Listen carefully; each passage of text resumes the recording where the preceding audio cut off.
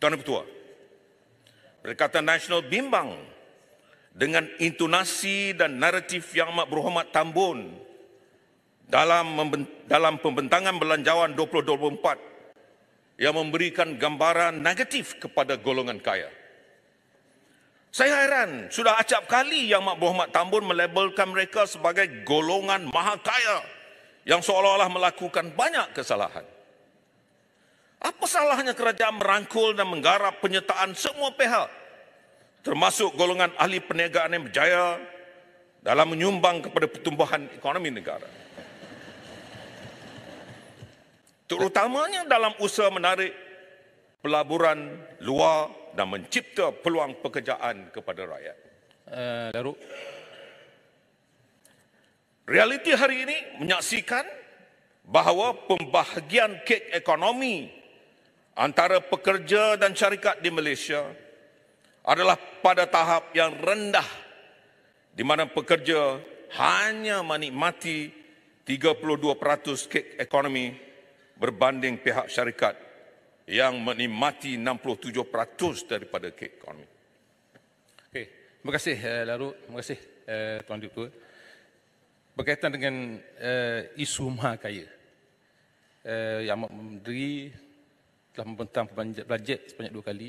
Pertama pun sebut berkaitan dengan maha kaya, baru ni pun maha kaya juga. Jadi seolah-olah masyarakat memahami bahawa maha kaya di Malaysia ini adalah satu dosa. Jadi dalam masa yang sama, kerajaan memohon bantuan daripada golongan maha kaya ini untuk membantu masyarakat. Apa pandangan Larut? Apakah berapa sisikah Yang Amat Tambun ini dalam masa yang sama menghentam golongan maha kaya dan masa yang sama juga memohon bantuan, mendatangkan untuk bantuan daripada maha kaya? Apa pandangan Larut? Terima kasih. Al-Ustaz sambung, Larut. Terima kasih Yang Berhormat Larut. Memetik tentang naratif maha kaya, Yang Amat Berhormat Perdana Menteri ada menyebut, memberi naratif yang agak negatif kepada maha kaya. Sebelum ini juga Yang Berhormat Perdana Menteri ada menyebut nak menoktahkan kemiskinan. Setelah kita noktahkan kemiskinan, orang itu akan ada pendapatan dan akan jadi kaya.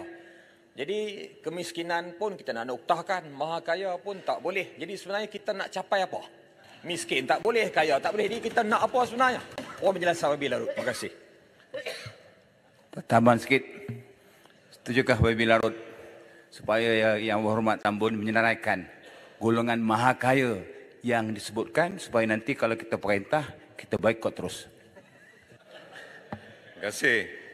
Tuan Ketua, di atas apa yang dibangkitkan oleh rakan-rakan saya tadi, saya kira maha kaya yang dimaksudkan adalah mereka yang mungkin melanggar perkara yang tidak perlu saya sebutkan di sini, tetapi mendapat hasil yang boleh menyebabkan perasaan tidak senang rakyat di seluruh negara. Itu saya mengharapkan yang sedemikian rupa. Siapa yang saya sebutkan tadi dalam realiti menyaksikan bahawa pembahagian kek ini, peratusan bahagian pempasan pekerja kepada KDNK sebagai contoh, atau CEGDP ini adalah amat membimbangkan jika dibandingkan dengan peratusan pembahagian kek ekonomi negara yang lebih.